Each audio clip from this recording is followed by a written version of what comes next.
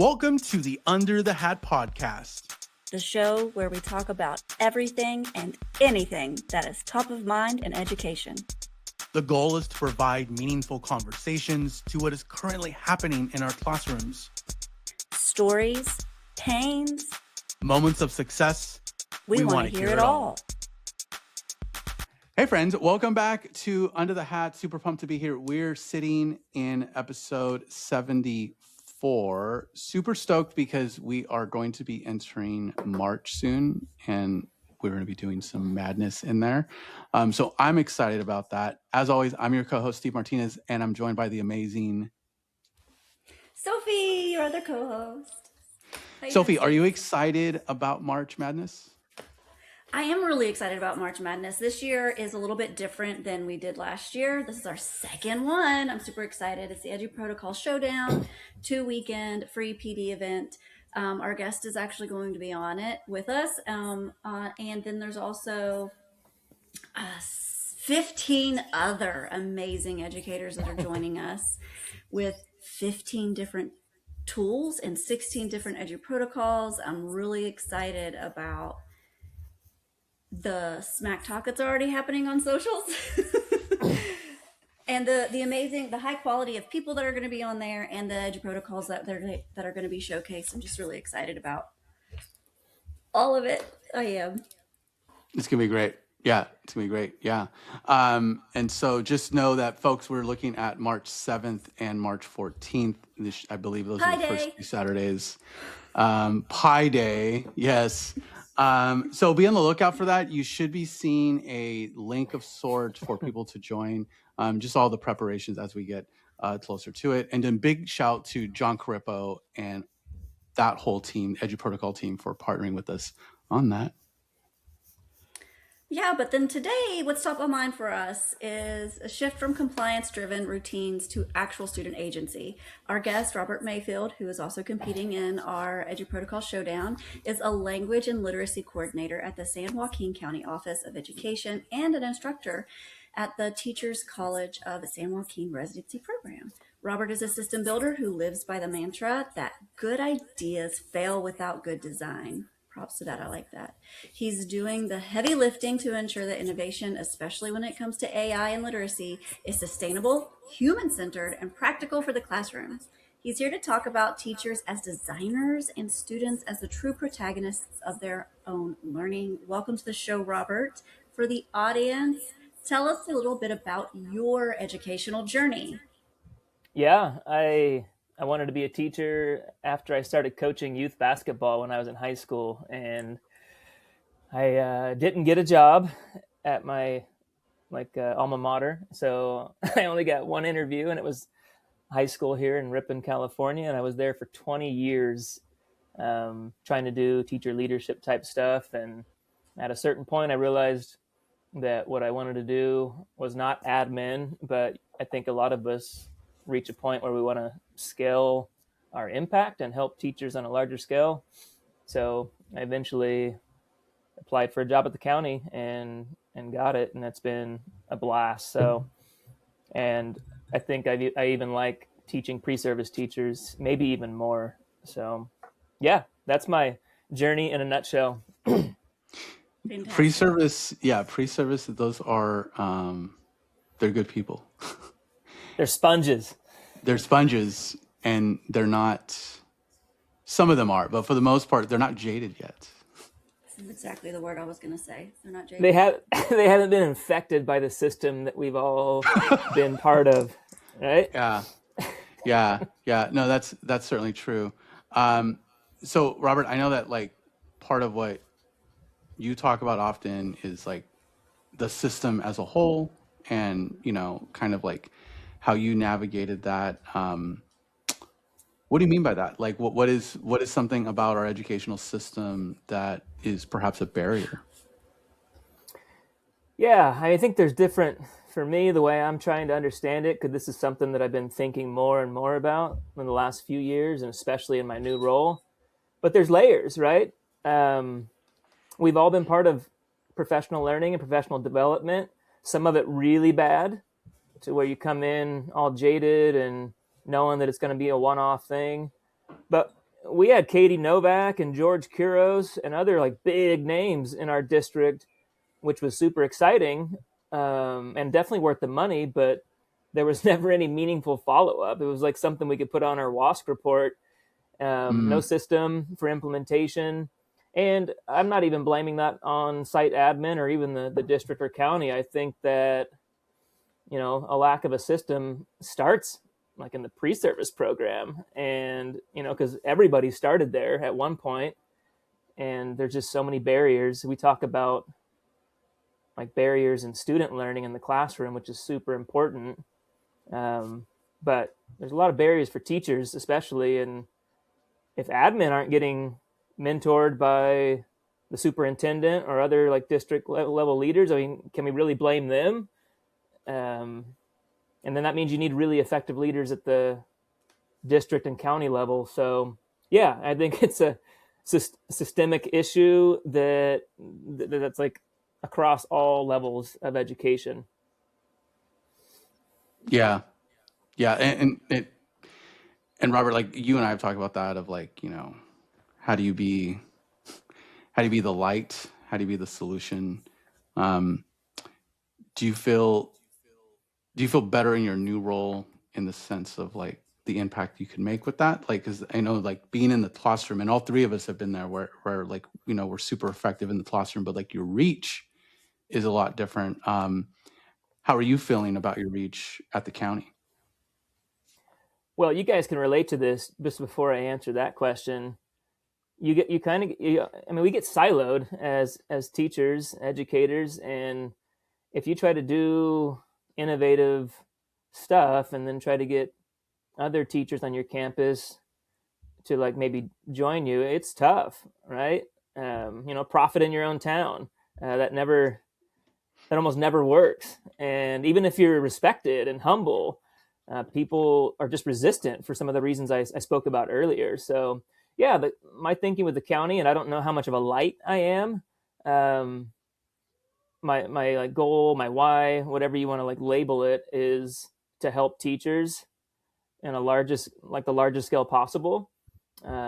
Because if you're helping teachers, especially like hundreds of them, which could potentially be something, that I get to do with county level PD and visiting classrooms, you're helping like thousands, maybe tens or hundreds of thousands of students over time, which is really exciting for me. So yeah, I'm pumped. I've only been in this role for 2 months. I left in the middle of the year, which was tough.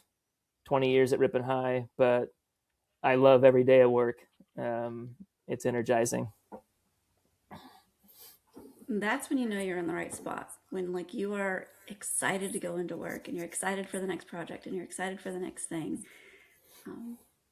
So before we even started recording, you mentioned something that you were really excited about doing. So like we asked, do you miss being in the classroom? And you said, I can't remember. It's a yes and no. Okay.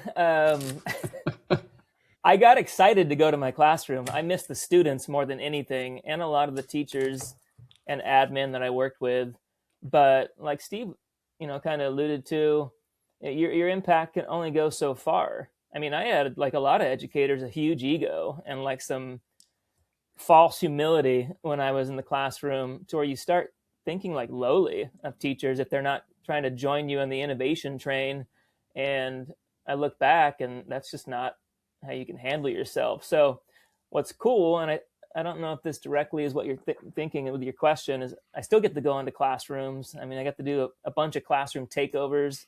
They were all teachers that are in my circle. One was one of my previous like student teachers in the residency program, which is super fun. Another one was my mentor teacher from 20 years ago at Riverbank High, which was really, really fun. And we co-taught together. We did station rotation with like some edge protocols, student-centered learning, some building thinking classrooms, just trying to just give them a little taste of some of the stuff that really excites me. So one of the classrooms, a principal was in the room at this local school called Escalon, El Portal in Escalon. And I know she that liked place. What she saw. Yeah. She appreciated the approach and gave me some feedback. And she was actually observing her teacher, who was not really teaching that day, but you know how admins are busy. And that was actually my cousin, which was even more fun. I got to co-teach with my cousin that day. So in this area, that checks out. Like, oh, that's another relative. Cool. Something that I like that you said earlier was that you feel like the fun uncle. And I think that's... Yeah.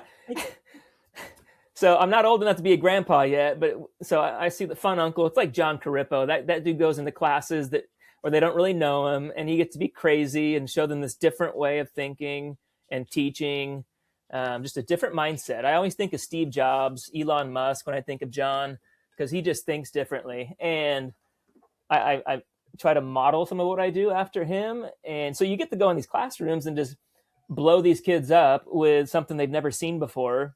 And then you get to leave. You don't have to deal with those sixth graders past that day, which would be exhausting, right? Like teaching is exhausting, which is something I'm going to hopefully get into a little bit more later on.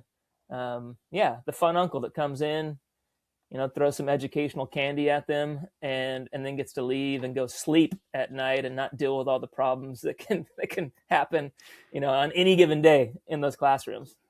The grade and the feedback, that everything, there's just so much to do with it in a teacher's role that unless you've been in those shoes, you just don't know. Right.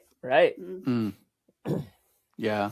No, for me, it was like, it's like missing the students, but you kind of feel, and Robert, I don't know if you felt this, but like when I left the classroom the first time, it was like all this weight off of me. I'm like, there's like so much weight that I didn't even know it was there. And so I was like, oh wait, like I don't have to, like, I don't have to engage with parents in this way. I don't have to grade in this way. I don't have to, sometimes it's a lot of just like the tediousness that happens in the classroom that, like just having that weight lifted off, like you kind of realize like, oh wow, that work is kind of heavy and crazy sometimes. You don't have to skip lunch anymore. You don't have to cover for classes and like last second when you're lesson planning on your prep, right? You don't have to like advise like 8 clubs just to kind of keep your job as a new teacher. So, I mean, that list can go on and on inside and out of the classroom. So I have a lot of empathy for teachers for sure. So Robert, you kind of appreciate this. I was teaching 101 the other night and they're always curious about my background because they're kind of curious about like what I did at CAMI and like, they're just curious. And so I told them that like statistically, I told them like about 20% of you will not be in the classroom for the rest of your careers. Like you'll go and you'll be an administrator or an instructional coach, or if you really want to take a risk, like, or just leave, right? But I told them though, that like, if you're very talented, you may be there for only 5 years.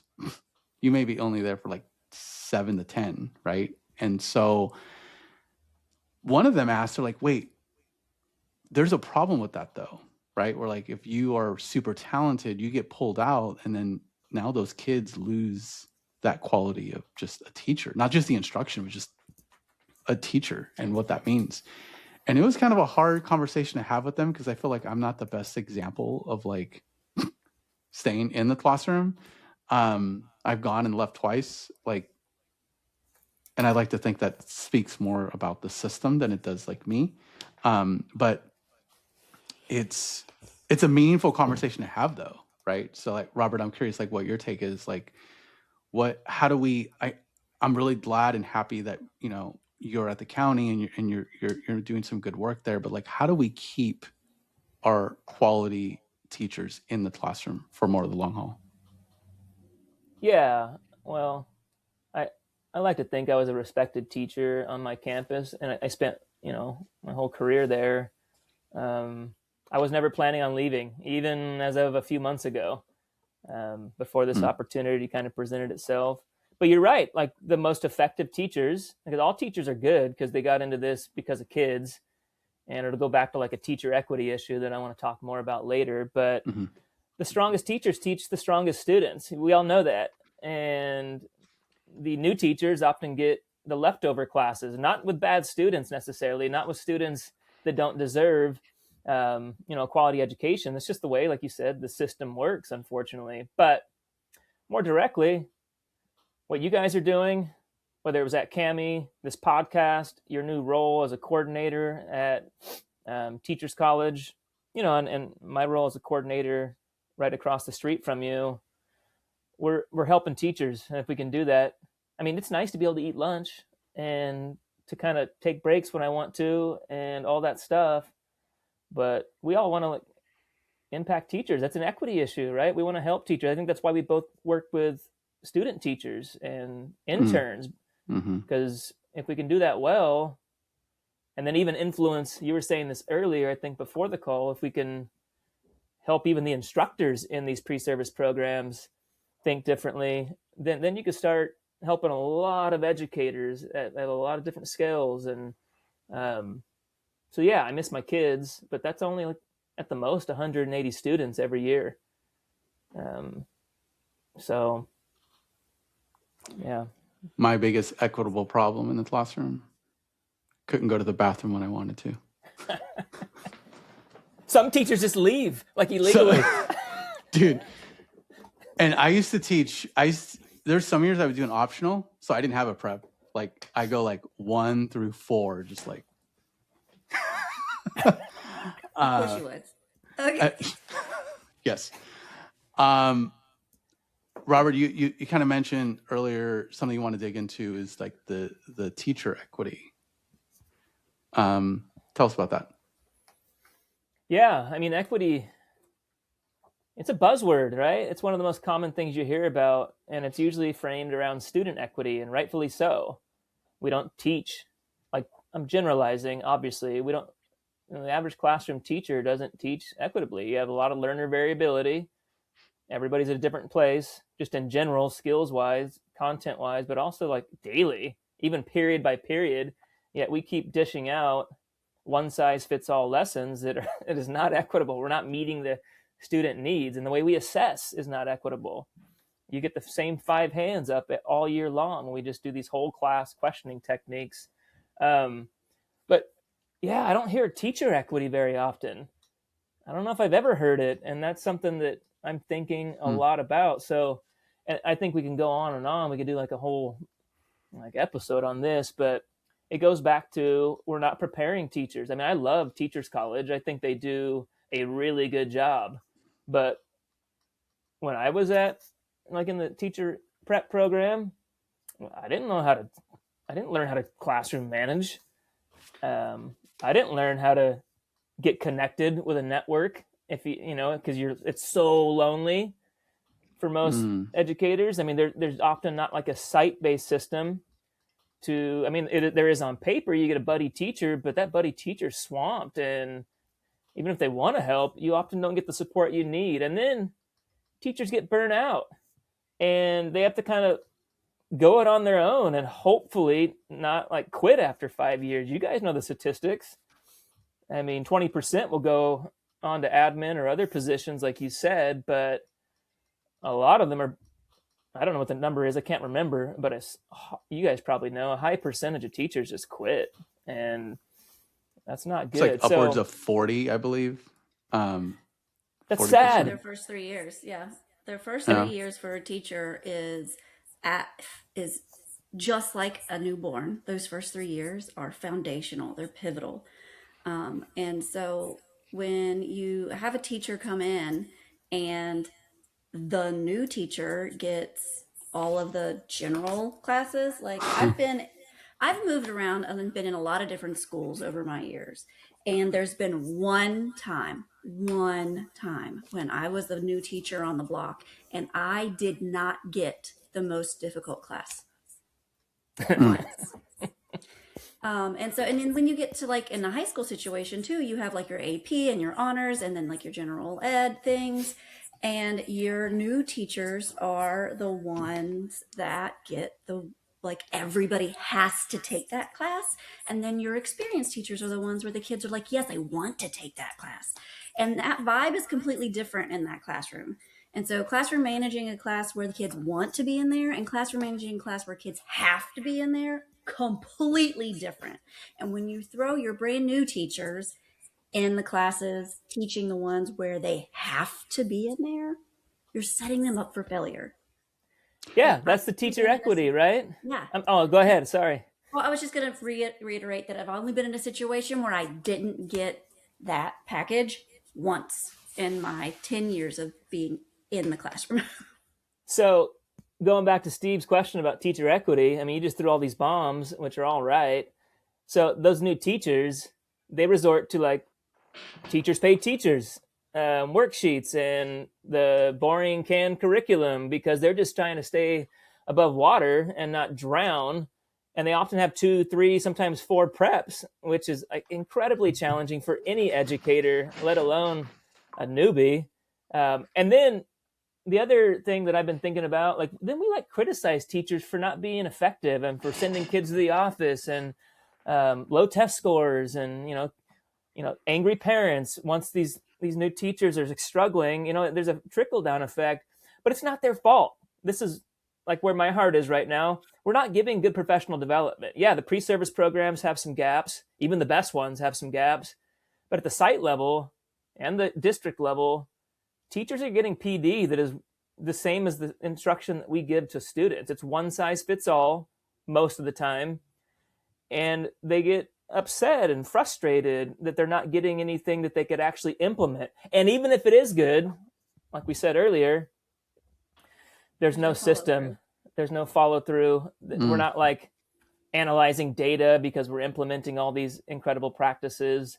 We're not like observing each other and giving feedback. I mean, collaboration time, in my experience, is not super structured and effective. And I'm not bashing anyone because then you go to the next level. Principals aren't being trained. You got new principals. They're figuring it out just like their first year teaching. And then they're dealing with, as a VP, they're dealing with all these fires. And then you get promoted and you got to build a culture. You got to build collective teacher efficacy. And that almost never happens. It's a fun thing to talk about, because you guys know Hattie's work, but it just doesn't happen very often. You get like 40 or 50 or 60 teachers that are like independent contractors, right, at their sites. So all kinds of equity issues. And then the last phase is just, are the admin being mentored by the people at the next level? And often it's not the case.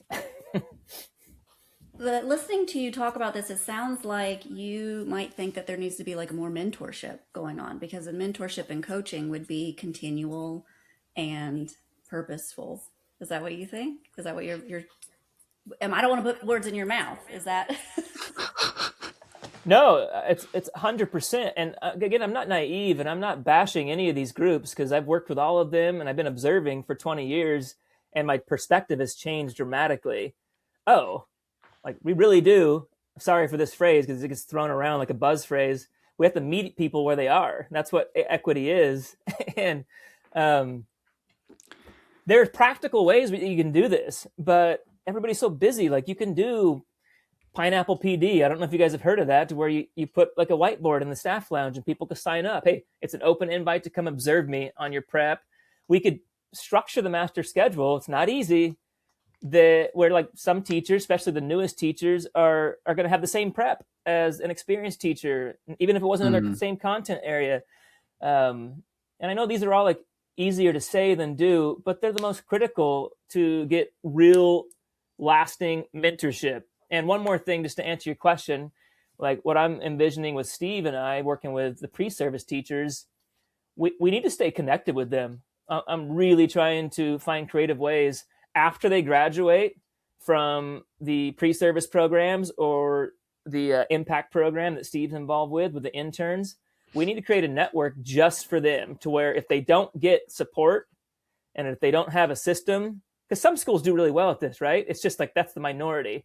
Then we could be there to like mentor them, even if it's like virtually, because that's where my heart is. And then again, you start to have a larger impact when teachers know they can they can come to like a group of teachers that are struggling with the same things, but also an experienced group who cares about them. Yeah. And that's where Sorry, Sophie. Just the network piece, right? And coupled with mentorship. That's a book right there. I mean, nope. I don't know if there's any book on that, and that could be like a small little book, just how to do that. Sorry, Steve. Go ahead. No. You guys are getting me excited. I just wanted to just underscore that like importance, right? Of like, I know that I felt very alone my first couple of years of teaching,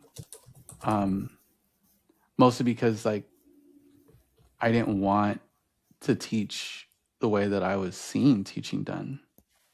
And then they're like, oh, Steve's just going to be by himself.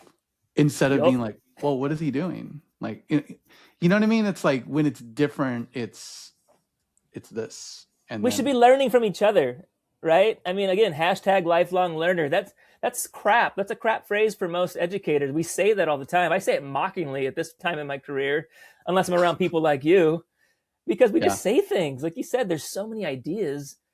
Yeah. So many ideas, but how many of those get systematically implemented? Yeah.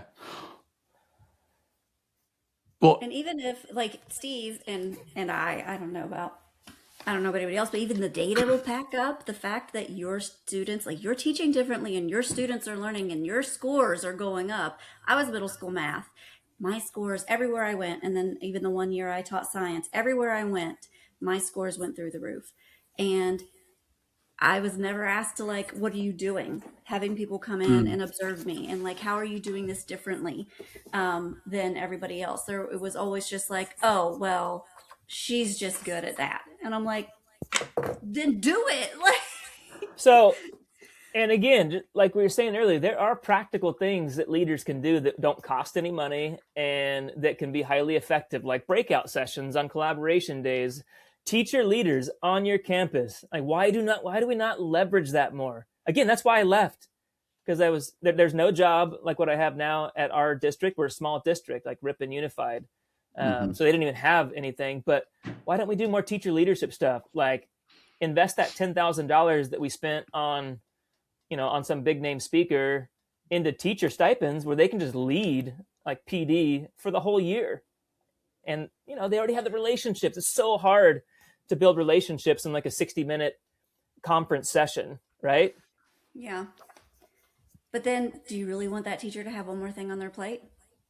That drives us. That drives people like us. And we would do it for free is the thing. I know that we have that in common. You do stuff for free, it's going to come. I mean, you're going to get more responsibility, but the pay can come later. None of us became educators for the pay.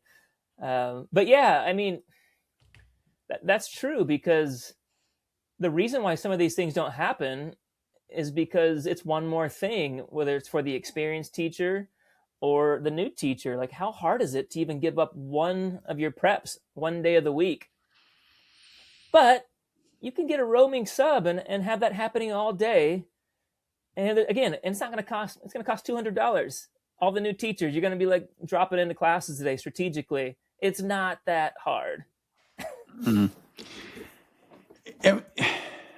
At a certain point, it just has to be a priority by a leader, right? I think it needs to be like a mind shift even. Like it's more than just checking off compliance, but like the design and the I can't think of the word I want, but the vibe of the school in general, or the district in general, the community, the culture. Yeah, that's the word. Thank you. The culture. The culture has to be that and like have that mindset, or it's just not going to happen in general. You can say my door is open as many times as you want, but if no one believes you, they're not going to go. You could talk about your why, right? Why do so many educators mock that phrase? Because it stops there. You can talk about your school-wide learning objectives. Lip service. And don't get me wrong, dude, my admins at Ripon High were amazing and they did so many things well. They set up breakout sessions. They let crazy people like me, be like modified hybrid TOSAs, for like the last 7 years. And it's just so hard to sustain if it's not an effort starting at the county. I'm sorry, like the district down to like the admin, to the teacher leaders, and then to like educators site wide. Yeah. So Robert, you like throughout your career, because you and I first met at Q, however many years back. So I know that you're really passionate about, Changed my life. That day changed my life, Steve. I doubt it. Or look what it led to. Or it was like the beginning of a downward spiral. I don't know. So that Sophie's like, oh, that's how that was with me. But the technology piece, right? Like we were talking a lot about leadership and and pedagogy but you've been using tech in your class for some time. What are your top solutions in the classroom? I know that there's some more recent ones for you, but I'm curious, like, what are some ones that, like, when someone asks you, like, hey, what if a new teacher were to ask you, like, which tools should I start investing time in learning? Which ones would you give them? Well, I would lead with a non-tool. I don't work for EduProtocols, but when I met John Carippo back at the CISC conference in Monterey in 2016, that was a turning point in my career. I went from lecture-based 100% of the time pretty much to student-centered learning. So that's the general answer that I would give educators. Hey, you got to shift to student-centered learning. You don't have to give up lecture. Just cut some of that out. Students, again, we hear about voice and choice, another buzz phrase, and almost none of us do it. So, getting 5 kids to raise their hand during a lesson is not voice and choice. But more directly, and I would push EduProtocols hard. I wouldn't say that's the only way, but like for teacher equity, giving teachers what they need to cut down on grading, to get back their weekends. I mean, that didn't just change the way I instructed it. I didn't grade anything on the weekends anymore. I taught AP classes, like multiple AP classes, and student-centered learning, to where you're leveraging kids and their brains, not just the AP kids. Right? You guys have all seen like kids that are, struggling or emerging learners blow our minds if we allow them to. Yep. But as far as the tool goes, I started with Socrative back in the day. John showed me Socrative in 2016, and I went from whole class questions to one of his famous phrases that he references: put your hands down, I'm calling on everyone. And even though I was lecturing a little bit, I was asking whole class questions and getting a response from every student multiple times during the lesson. And now we've moved on, like more recent tools. I got 5 tools that I use, and I use these, last 2 months in any kind of PD that I've been doing or conference presentations. I think on the top of my list would be Snorkel, because in the age of AI, this develops oral literacy and it's cheat proof. And I know that the biggest concern with AI is just students are cheating, and that's a whole nother episode. Right. And that's a rightful, that's a legitimate concern. I don't dismiss those concerns, but going back to, hey, how can we get teachers to think differently, especially about equitable assessments using these tools? Snorkel is one of the top ones. Feedback, right? Another high effect size practice. You can give feedback every day to every learner the entire lesson, and you don't have to grade anything, or your grading is going to be incredibly reduced to where, again, you get your weekends back at the very minimum. I also like Short Answer, because it's kind of a gamified tool. It's not just like some of these other gamified tools where they're just fun, low level DOK 0.5 activities. There's a place for that too, right?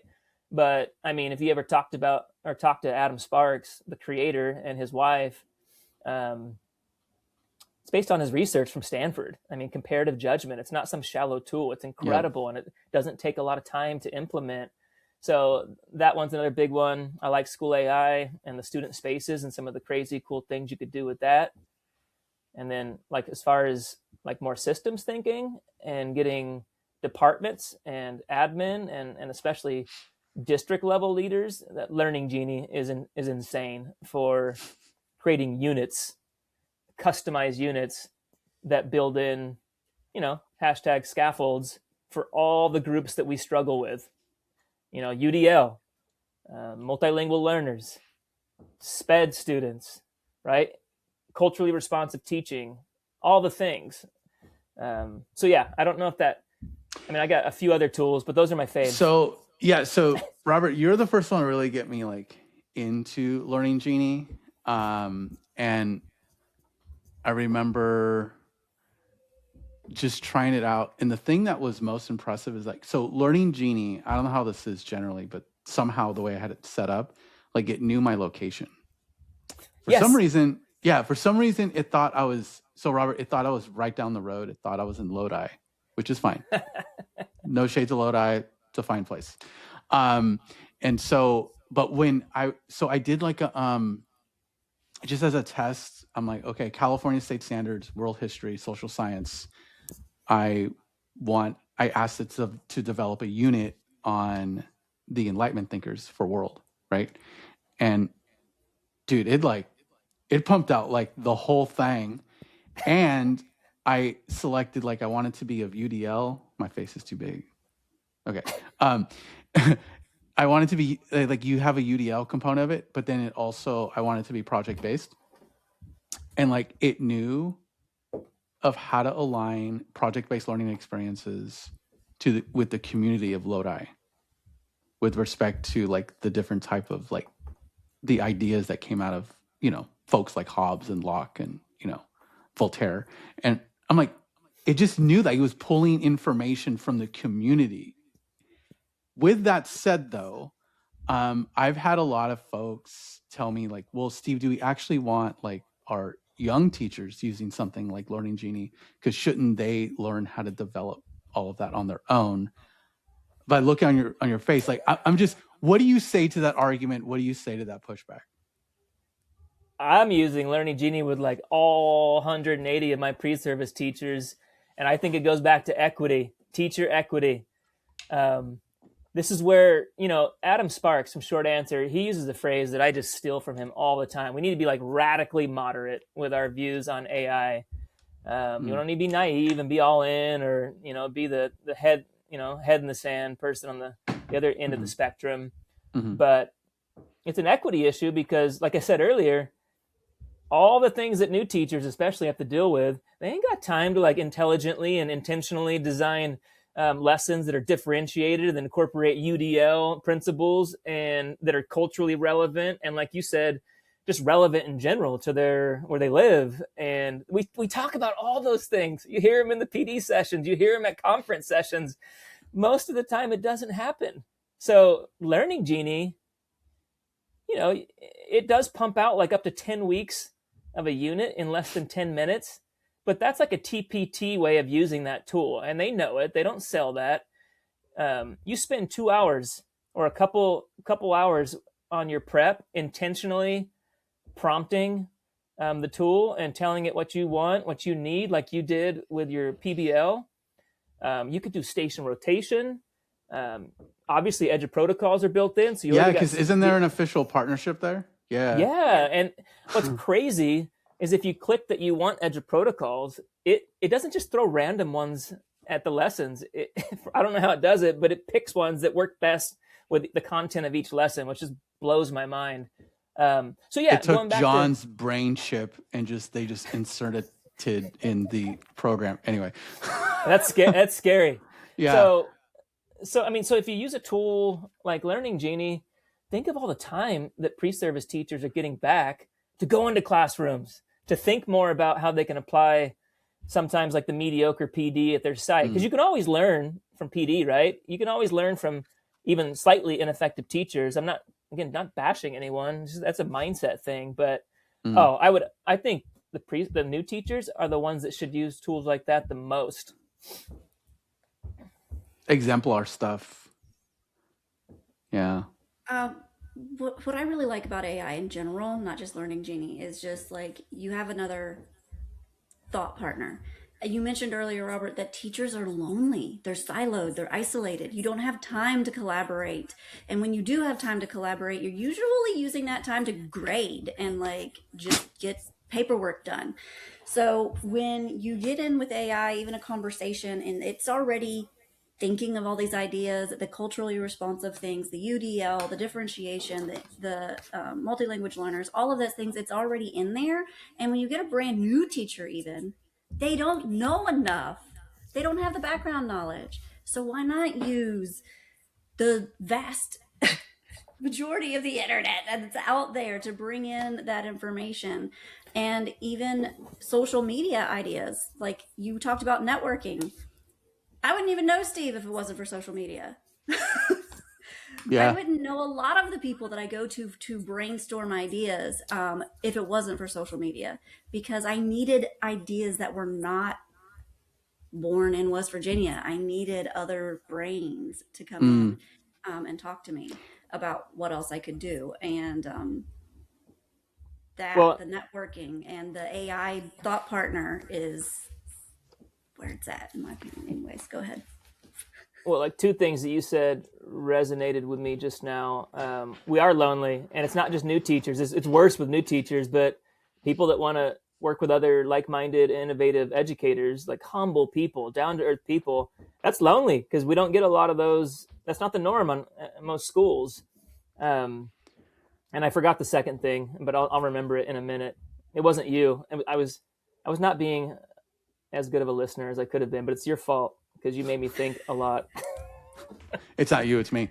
The what so Robert, one thing that I forgot to mention earlier, that like if people are listening right now that they should be aware of about Learning Genie, is that the one thing that you sold me on was when you're prompting it, you can do it in front of the kids, and then it allows them to like put input on the unit on what they want to focus on. Like Yes.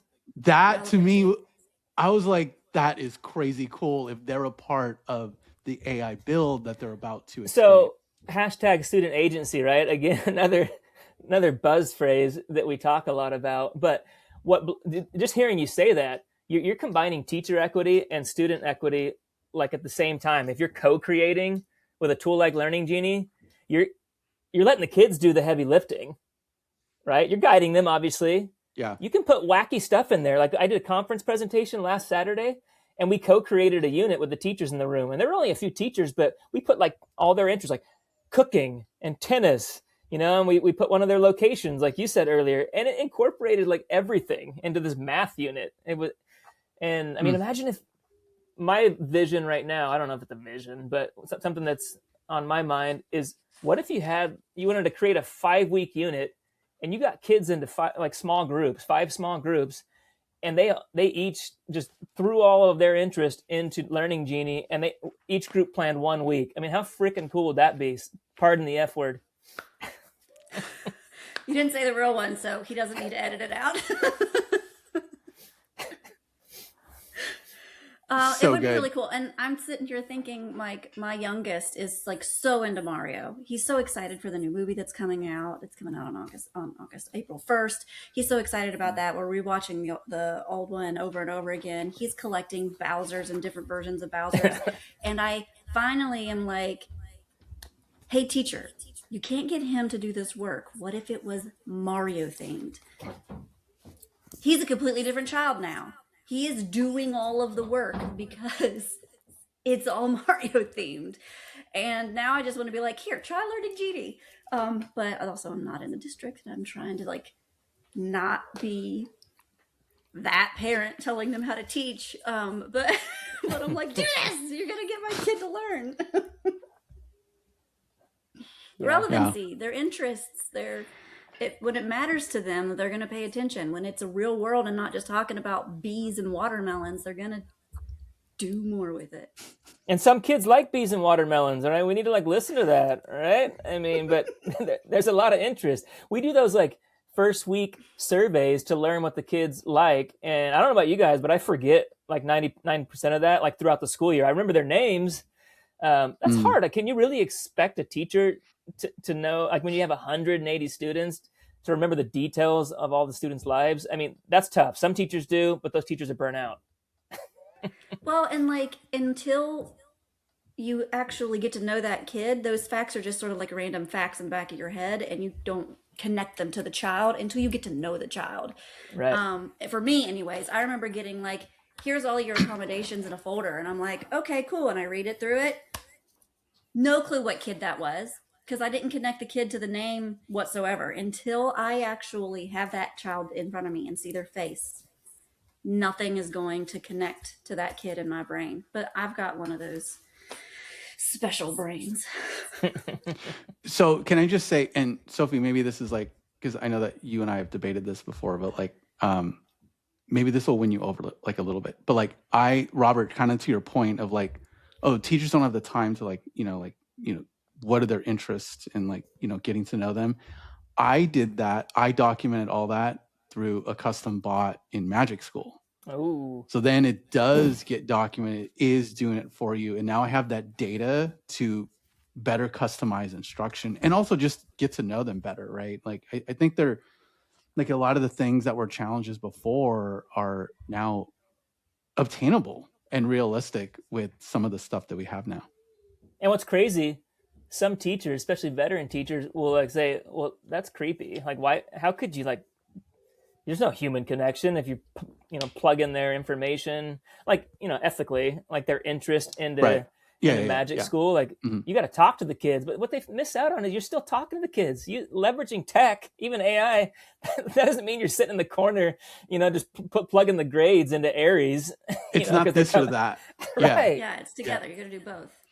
It's going to help you. It's a sidekick helping you remember those things that you don't have to keep it top of mind all the time. Yeah. Right. Yeah. All right, friends, we're about 5 minutes out. So Robert, this has been fun. We are at to that point in the episode where we ask all of our guests, what is top of mind? What is under the hat? What is something, and maybe this is something you've already touched on, but what is something that's really, really on top of your mind today? All right. I'm such a geek, and I always ask educators, I don't know if I've dropped this one on you guys yet. Like, do you guys know Cal Newport? Have you guys ever heard of that name? Cal Newport? Mm-mm. Okay. So he wrote a book called Deep Work. He wrote another one called Digital Minimalism. And then the other one is Slow Productivity. And what I'm really geeking out on right now, and his podcast is amazing. It's one of the only podcasts I listen to. Is tying. Definitely not this one. It's not true. And I'm trying to like take his big ideas and apply them to this teacher equity issue, because deep work is essentially, hey, you need to block off time to do like protected deep thinking. And how often does that not happen for educators? Again, not just new educators. How often do we, because of systemic barriers, do we just go with what we did last year? And how often do we say, well, I'll try out those new cool things after testing is done. I'll try those out in May and then use them the next school year.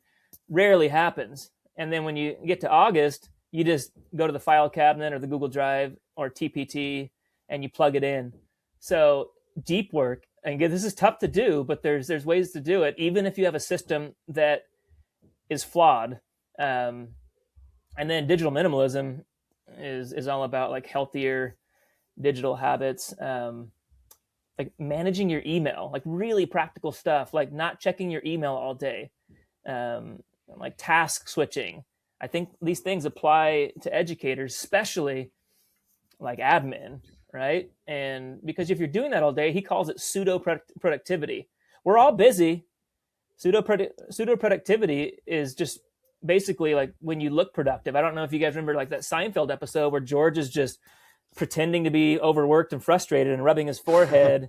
And that's pseudo productivity. And we do a lot of that. We're rushing, to the lunchroom and pounding, a salad and then rushing back and checking emails all day and speeding through the lesson, even if the kids aren't learning.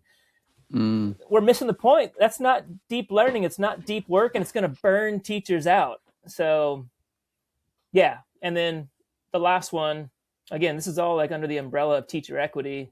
Slow productivity is all about doing less and doing like usually like 3 or 4 things really well. Like whether it's inside the classroom, like blocking off, like coming an hour early 1 day a week to do deep work, and like try to maybe create one lesson you're going to like pilot on your like by yourself. Going to bed a little earlier, working out in the morning, right? These things that'll help give you more energy as a tired educator. It's just a lot of practical stuff that I think ties directly to this teacher educator equity issue. And I think it's super important because you're probably still going to be on your own. I don't think the system, unfortunately, is changing anytime soon. So I want to show, well, it's something I'm working through as well and trying to figure out. But I want to like help teachers see how they can like increase their own equity by themselves or in small groups, and improve their lives in the process. Yeah. So I could probably improve in some of the stuff that you're talking about. Oh, we all can. Yeah. Excellence. I just read a book on pursuing excellence. It's a process. It's not like something that you reach, right? Excellence is a process. Read that book. It's really good. Pursuing excellence.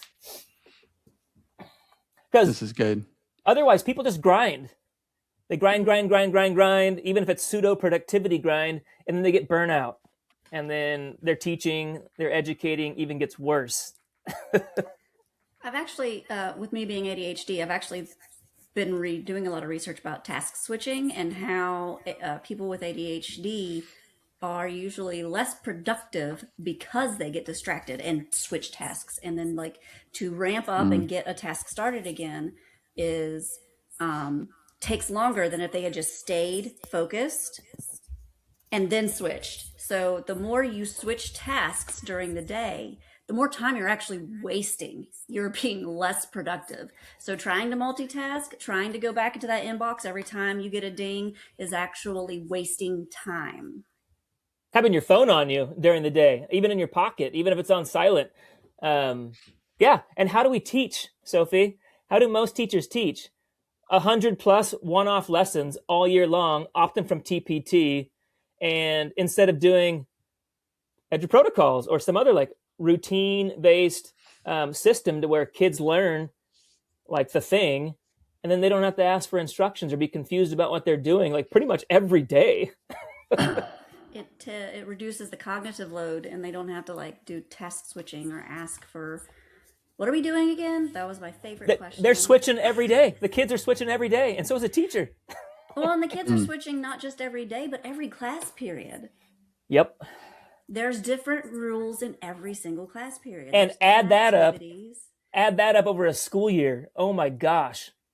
Add how many hours they're task switching over an entire school year, and we wonder why things don't get better.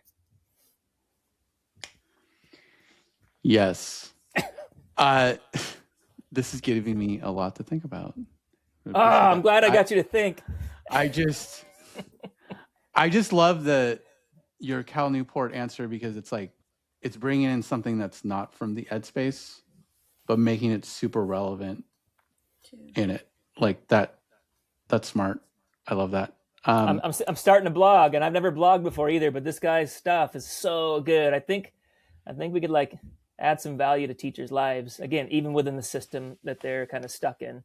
And I think this is not the first time you've mentioned him to me. No, I bug teachers all the time. And the only person that's ever, Catlin Tucker had never heard of him. Some of these big names that are like all about balance and wellness.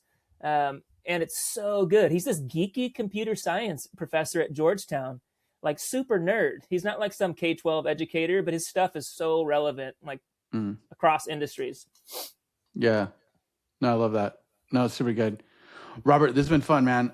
We really appreciate you. Really excited for you to whoop Oliver Manny. It's going to take a miracle. I'm the 16 seed on this bracket.